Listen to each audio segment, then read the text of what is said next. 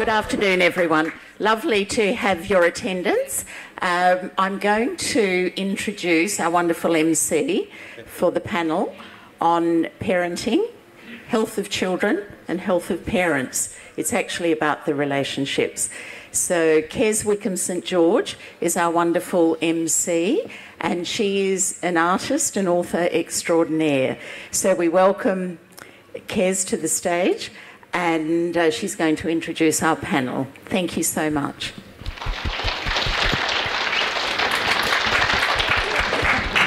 Good afternoon, everyone. My name is Kes. Thank you for attending the authors panel. I'm your MC for today, and I'd like to introduce the authors to you. The first one we have here, the first author, is Laurie Steed. Oops, page is falling over. Laurie is a prize-winning author of You Belong Here. He has his book with him, which explores notions of love, loss, and resilience in the face of personal and familial trauma.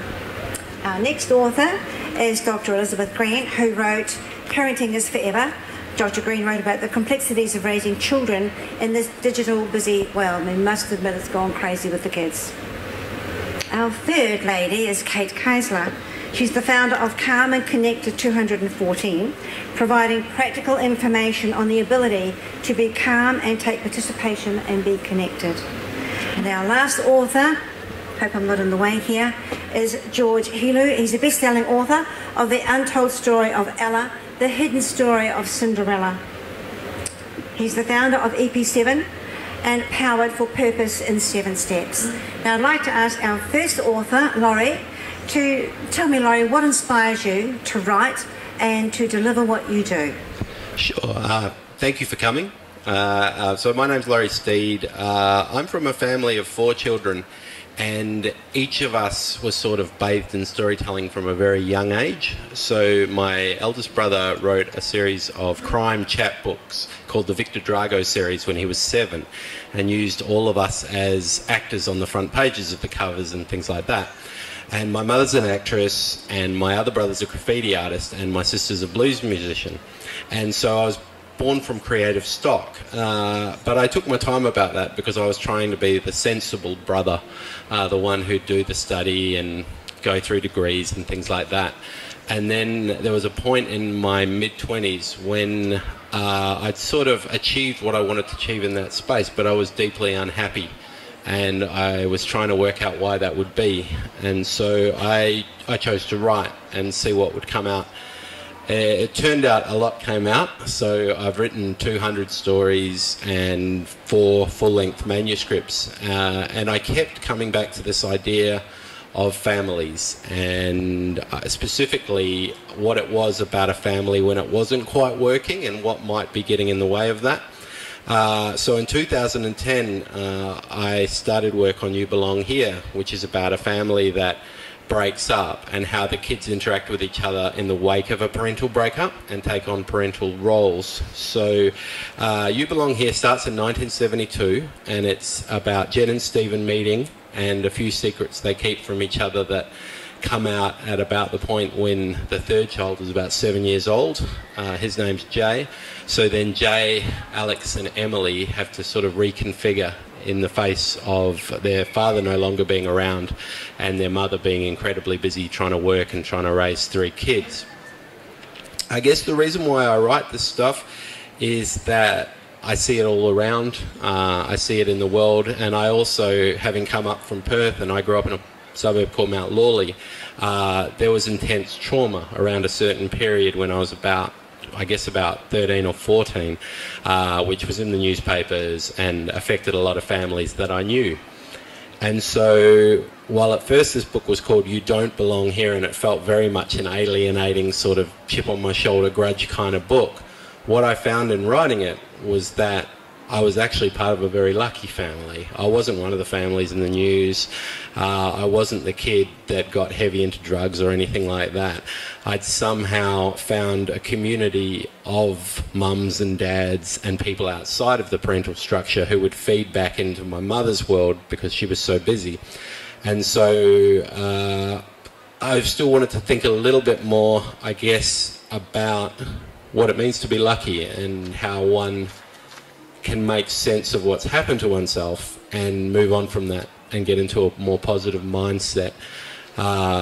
The reason why it's set in the 80s and 90s is because I knew that I loved this time in history. I knew that the music was powerful and beautiful, and I knew that I loved the toys of that time and even the cereal, like the chocolate bars and things like that.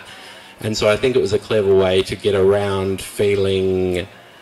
I knew that once I got to the people of that time, I'd get quite emotional quite quickly, and I'd start to feel a wave of emotion. So I thought if I could sneak in via Frosties and Spooky Dokies and Stack Hats, I might be able to skip all that emotion that would flood over once I got there. So yeah, I guess for me it was all about opening myself up to being positive and lucky and grateful again, and revisiting what felt like a troubled childhood from a much more grateful perspective. Thank you, Laurie. Are there any questions from the audience? Maybe I can ask you one, because Sure. when I wrote my first book, there was a lot of trauma in it, and I found writing it, there were days I just wanted to throw the computer out the window. I got so angry with myself for being bullied into different situations. I guess that's what your book entails. Yeah, I mean, it does touch on some of that stuff too. There's definitely some darker chapters within what's quite a funny book at times. And I guess it's this idea that sometimes a parent can be caught up in their own space to the point that there's detriment to the kid. And I mean, those certainly weren't the luckier chapters. They were the more upsetting chapters and incredibly hard to write. So there's one chapter called The Knife, which I don't want to spoil too much, but it's quite an upsetting story. No, I do want to buy it. Okay. And within The Knife, basically, I found it... yeah, it's a very troubling story for a number of reasons, and I guess I kept writing that story over and over, and I'd written it for about 8 years, and I finally got it. But funnily enough, I had to travel to the other side of the world, to a place called Iowa, where the instructor said to me, "You keep trying to tell me what this story is about, you just need to show me, and that'll be fine." And the moment I did that, I got the story and nailed it. Thank you very much for your story. Our next fabulous author is Dr. Elizabeth Green, who wrote Parenting is Forever.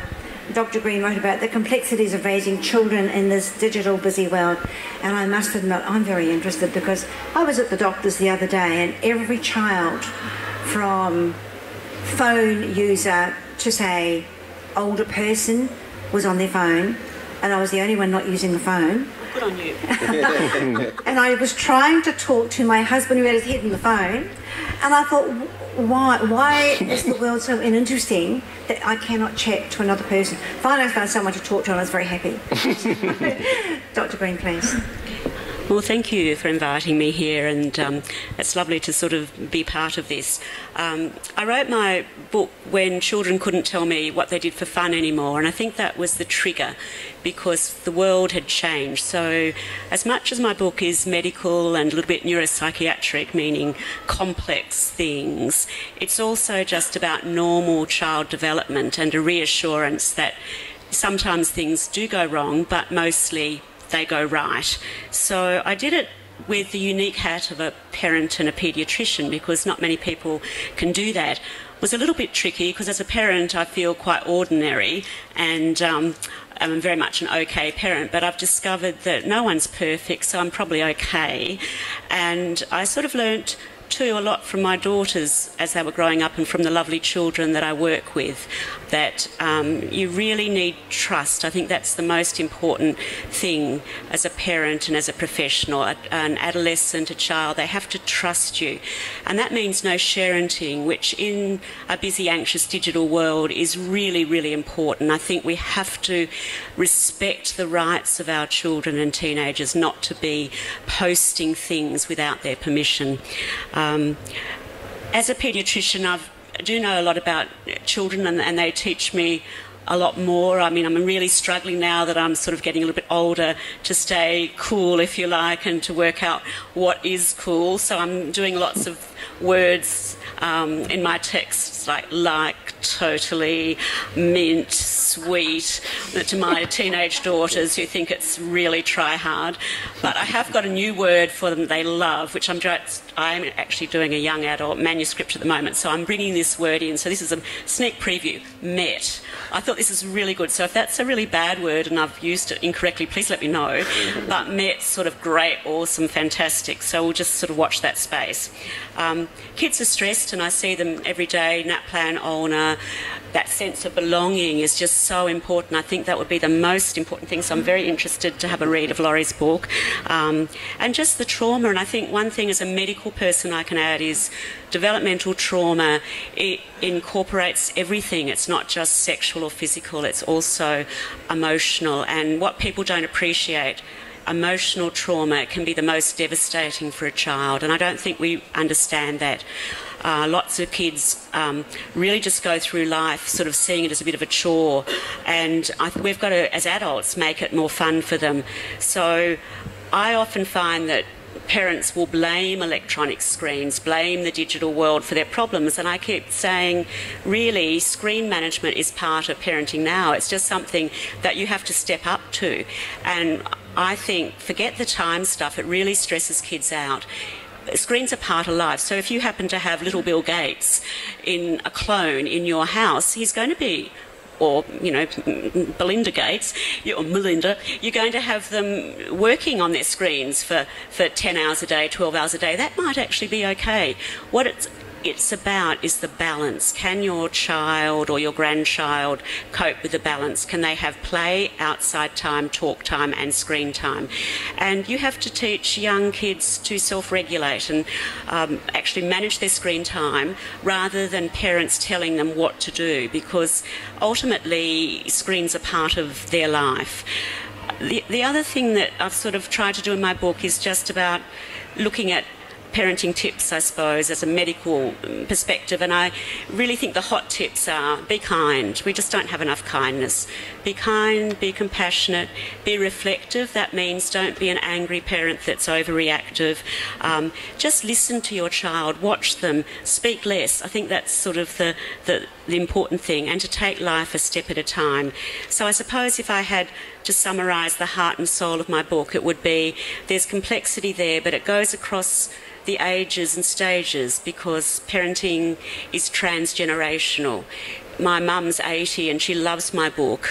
She loves the bit 15 to 25 because she's got 10 grandchildren that are in that age group, and she said, I've been a teacher, I've been in a parish as a priest's wife, I've raised 4 children, including twins. I'm not Rebecca Judd, but I'm better. And she said, you know, I've learnt so much from reading 15 to 25 that it's different, that the platform our kids are on is different. They face extremely complex times, and as parents and as professionals we've got to do that. So just, have I got 1 minute left? 1 minute. Right. So 3 questions and a quote just to finish with. Why worry? It doesn't help. And just what can you do? Try to make sure that you control anxiety as an adult. You cannot help a child in this stressful life if you're not under control and you're not looking after your own mental health. And that means all the stuff that you learn from today, the healthy living, so the right balance of eating right, not drinking too much, just making sure that you're meditating or speaking to someone if you need to. And a last quote is just one that's in my book that I just love. And I actually nicked it from one of my mum's books. It's from Robert Louis Stevenson. To travel hopefully is a better thing than to arrive. So if you read my book, I hope that you'd never arrive at the end of it. You just pick the bits out that work and you make your own journey. Because I'm not telling people how to parent. I'm just saying don't parent badly, just parent your best. You're going to make lots of mistakes. Show your kids that you're going to make mistakes. We all make mistakes. And enjoy your children, step at a time. Thank you very much. It sounds wonderful. I know as a mother myself, there have been times when I thought I've got to step back from this one because I'm going to explode. So yeah, you do have to step back and take your time and be kind. Sometimes it's the hardest thing to do. Do we have any questions from the audience? No questions today. Where can you buy my book? Yes. Yes. I do. Yes. About managing screen time, I've noticed there's a few documentaries and bits of literature coming through on television mainstream where they're raising the issue of addiction to technology, and I think I watched a documentary on the Koreans having started to run these very dedicated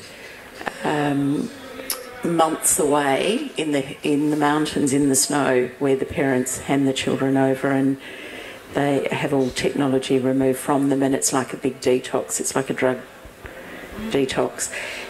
What are your thoughts on that extreme end, I guess, that playing out at that level? I think it's very sad, and it really reflects our society. And the addiction thing is much less. I think it's just 1 to 2%. I think the problematic screen use is more probably around 15%. So I think there's a big difference between that. And really, you have to do it early. I think one of the difficulties of raising our girls was that we got caught by the digital sort of revolution, if you like, and so we didn't do that early, no screens in your bedrooms, no screens at the table. And I think the wonderful thing about young parents coming up is that they sort of worked it out, I think.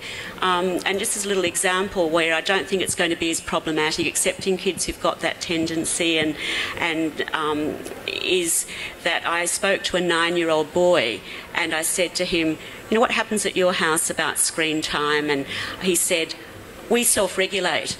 And if we can't, Mum turns it off.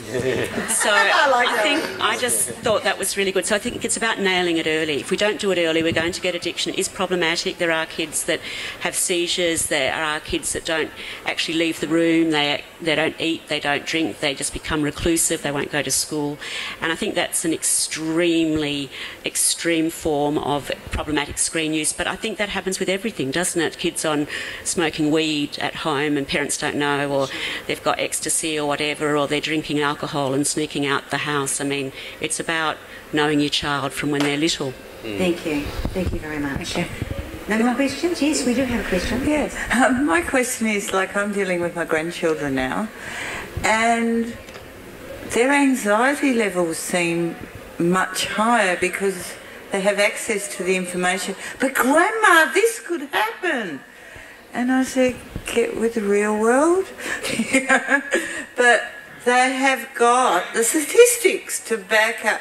And I said, but they're not the real statistics. They're the statistics that are fed to you. How do you find the middle ground in that when you're dealing with young people? I think you've just got to be yourself and decide how you're going to run your family home. So acknowledge anxiety. It is rising, and there's a lot of complex reasons. I can't even start to go into, but I think that yes, children are anxious. They're increasingly anxious, which is another reason I wrote the book. That means as adults we have to be less anxious. We have to acknowledge anxiety. It's there, so that rather than rescue children, which is what we all do, we enable, we rescue, we have to actually stand back and say, you must feel terrible hearing about all these things that happen, and just say, let's have a walk. And just put it into a balance that, yes, these things can happen, but in terms of probability, are dinosaurs going to poop on you from the sky? No, that's what I tell kids. Yeah, or they're bull sharks in the creek. Or... Yeah, but it's about sort of the balance. It's saying, acknowledging it, but having a balance so that, and being aware with little children that you don't have media on all the time, or that you restrict access to some of the online YouTube sites and things, because a lot of kids get on that without parents being aware. So one thing is, for grandparents especially, and for parents, you have to be tech savvy.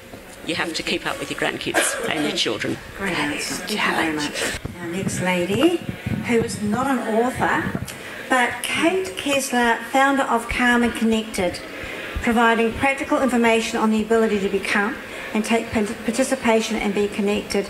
This really interests me. You run camps. Yes. Tell me about it. So we work with families in their homes or with teachers at school and daycare centres, and really providing that hands-on practical information on what's happening with their child, and just even building that understanding of why their child's feeling or behaving the way they are. Quite often we see the kids that get labelled as naughty, and it's more that we just need to understand what's happening behind the scenes, really. Is it that they're feeling anxious and that's why these behaviours are coming out, or are they having difficulty understanding the information that they're seeing with their eyes, or they're having difficulty using their body, and that's really affecting how they have social skills. So it's really looking at kids and sort of trying to peel back those layers to find out what's happening underneath, explaining that to parents, and just having that understanding, and then knowing what to do about it, I guess, is the next steps from there. And we work in sort of, homes and schools, but then we also run sort of therapy intensive camps, and we find taking children out of their usual environment and challenging them in different skills helps to sort of really build up their confidence in things they've never done before, and show them that they can do a lot of things that they might not have tried before. So without screen time, they're not allowed technology on our camps, and doing things where we have just a whole lot of rubbish on the floor and they've got to build things out of it, they're really taking them back to that place. Sounds like fun. Nothing like the camps I used to go to, which were pretty much ordered by the Baptist Church. So do we have any comments or questions from the audience, please? Yes. I like your idea, Kate, and I was involved in Family First programs and Endeavour programs where the whole family went away and things like that. So the government support to that isn't anything like it used to be to Family First programs.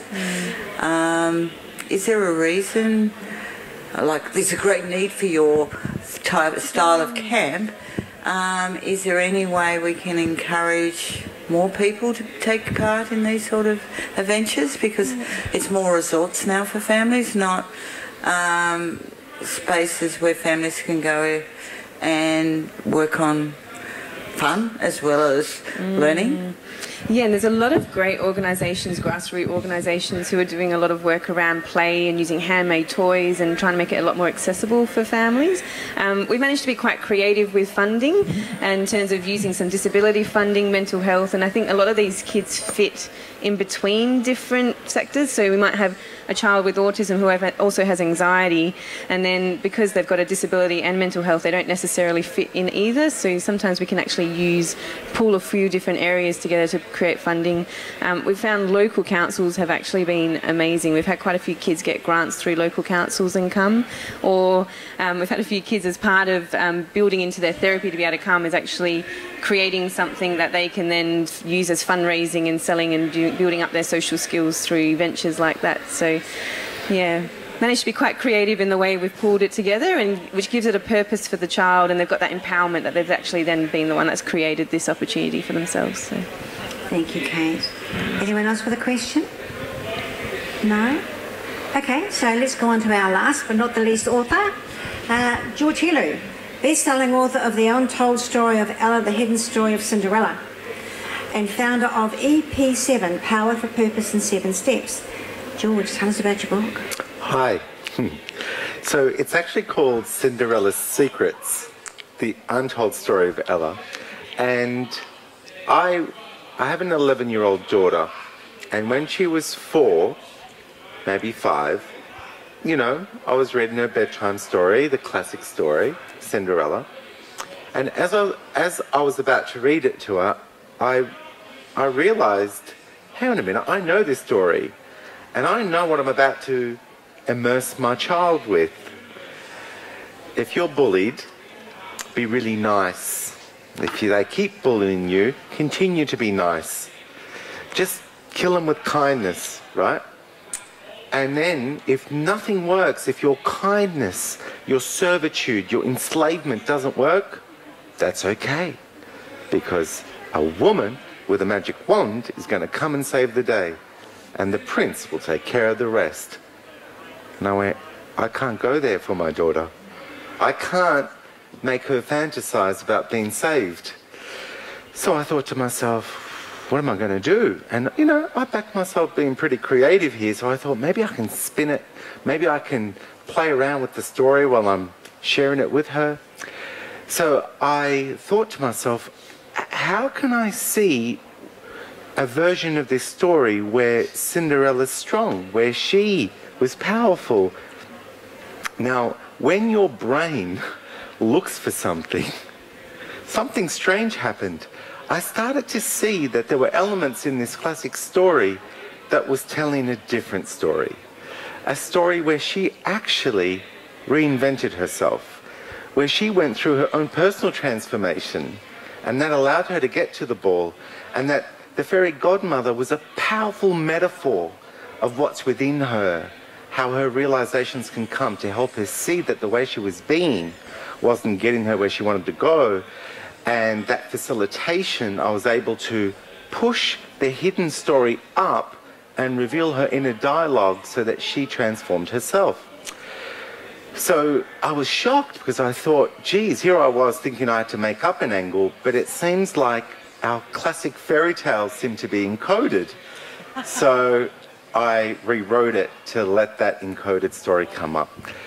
So in my background of coaching and coming to understand that we're so young and impressionable, that our life force is quickly wired into a way of being that can often discount our worth, discount our capability, and our relationship with a world that's abundant with opportunities that can get squashed.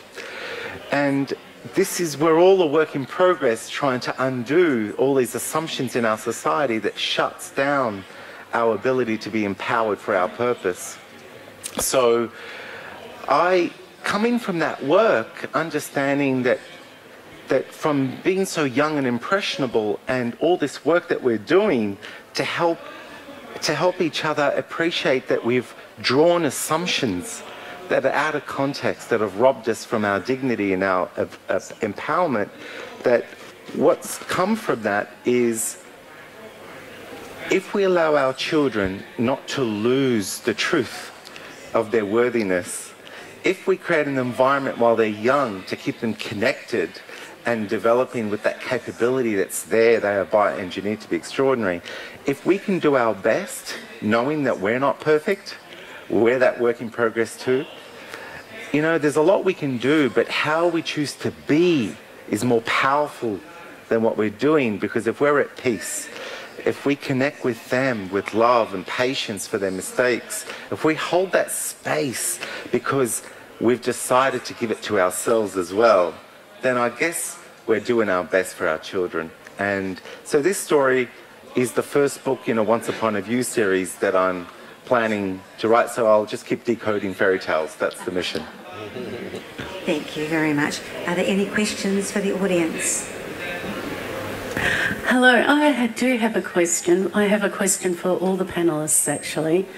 As a teacher, I've worked with a lot of children who've been working through trauma, been working through bullying issues, have been on the other side of it as well. And I know that all of you have very strong messages for parents and for people out there.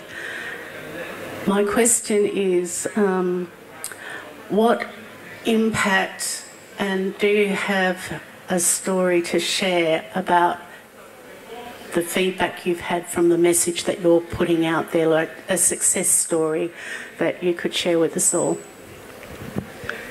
Have you just chosen one author? Would you like all the panel to answer you? All of the panel. You're doing well. It's all of the panel's got to answer this one. So let's start up with Laura. How would you answer that? Yeah, look, I guess it seems like a strange bit of feedback, but it's one that I've got more than once for the book, that it's real, and it seems like that would be a no-brainer when you're writing, but often what we're presented in the media is a sort of an exploitation of a subject rather than an exploration. So I know for me and from young readers, you know, and even people who were young, this idea that you're not talking down to the reader, that you're not giving them the black and white view of what it is, you're giving them its complexity.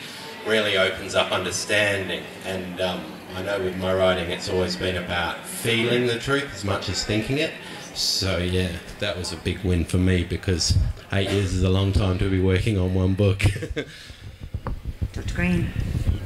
I think it's been very humbling writing this book, because medical people can be a bit condescending. I mean, I find that's just a comment, that when you read their books, that's a bit preachy and very waffly. And I had to work so hard and do a lot of a rewrite to actually make it a bit more real and connectable. So, so I've probably got positive feedback that it's like, I hope I've respected families and children and written it in terms of the vulnerability of myself as a parent. And I've found my husband and I have done some really good things, but there are things we do differently, like anyone. And there was no book out there. So I suppose the biggest plus for my book would be, and I don't mean this in a conceited way, I wish I'd had this book for me to read when I was about to be a parent, because it would have helped. And that's what I've done. I've thought, you know, I've seen all these wonderful paediatricians and mentors that are just amazing, and I've tried to put some of their expertise into the book, because they've come and gone, and I think people need to know. So one of the things I like is I've got Trevor Parry to do the foreword, and I don't know if any of you know Trevor Parry is an amazing developmental paediatrician, and I just wanted to honour some of those amazing mentors who've helped thousands of Western Australian children. So people have read your book. Have they like given you feedback about how it's affected and impacted their life? Well, I think it's just in terms of the knowledge of things like complex things, anxiety, learning difficulties, I'll say it very quickly, ADHD, attention deficit, hyperactivity disorder, and excuse me, and learning disorders. It's just ways of doing it, because I've got a lot of references and things, and people have found it very helpful to go to my book and said, I didn't realise that anxiety could present like A, B, C and D, and I didn't realise that this is what I can do. And so I've had a lot of positives, and in autism as well, that families have found it very helpful. So that's a good thing. It is. Thank you very much. Kate, would you like to ask the audience a question? Sure. I guess from, say, like a camp or a therapy session where we can create a situation where a child can just be themselves and have success and master a new skill, and then having that happen on camp, and then the parents come and pick them up and they can see the difference in the child and how they've just got this glow and this confidence around what they can do, and I think that's the best feedback that we get. Jackie, have you read this book? So what's your feedback?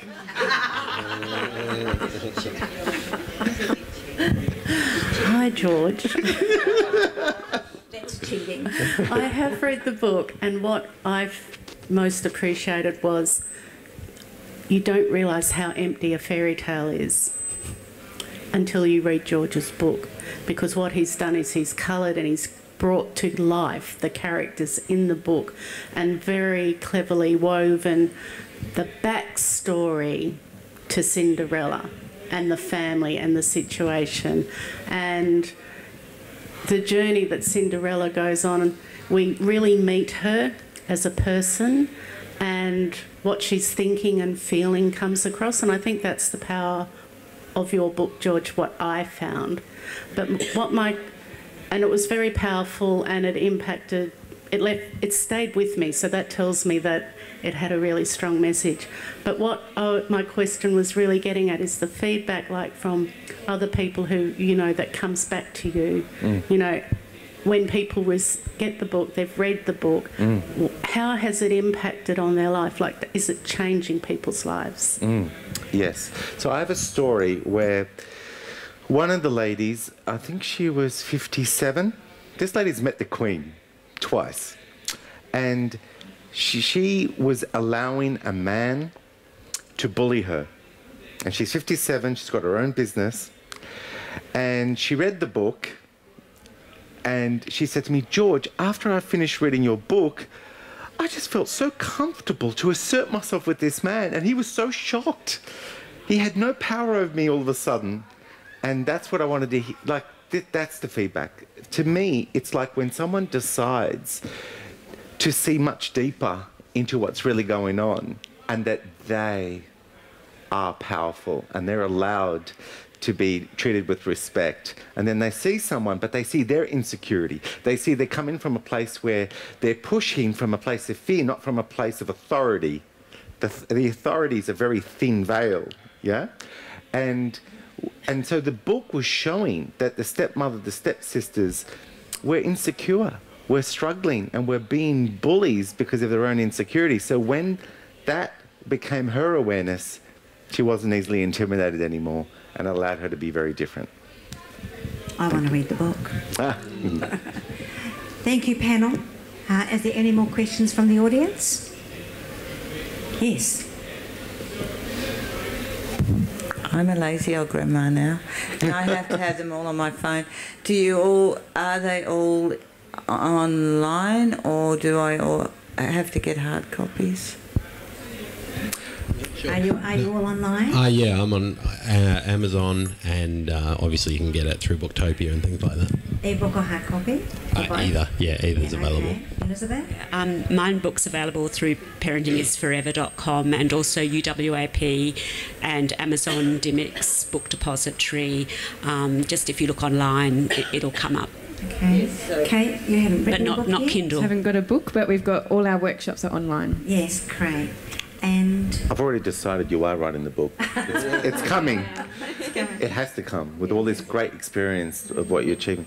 Yeah, look, it's available on Amazon, iBooks, iTunes, like every bookstores online, everywhere. You just Google Cinderella Secrets, The Untold Story of Ella.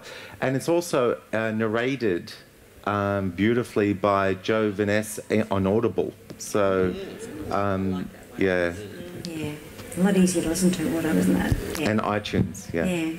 Thank you very much. Thank you, audience.